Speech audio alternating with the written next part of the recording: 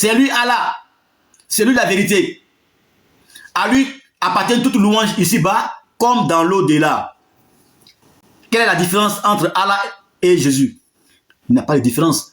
Alors que Allah, ce n'est pas un nom.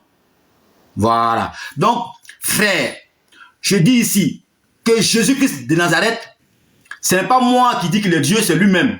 Dans Apocalypse 1, verset 8, il dit, je suis l'alpha et l'oméga.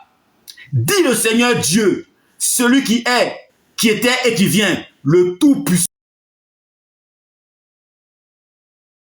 Qui était et qui vient, le Tout-Puissant.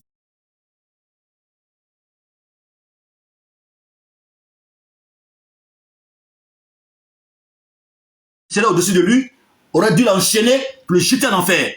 Mais il ne le fait pas. Parce que c'est Jésus-Christ qui revient encore. C'est Jésus-Christ qui revient encore pour juger les vivants et les morts. Il est qui? Jésus-Christ de Nazareth, il pardonne les péchés. Matthieu 9, verset 1 à 6.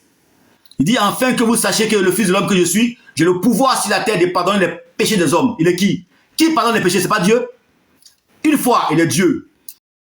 Deuxième fois encore, il dit que c'est lui qui envoie les prophètes, les sages et les scribes.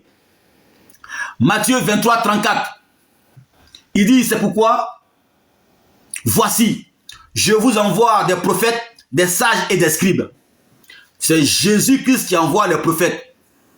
Éphésiens 4, verset 10. Et suite. C'est encore lui qui a donné les uns comme prophètes, les uns comme évangélistes, les uns contre comme apôtres, et ainsi de suite. C'est Jésus de Nazareth.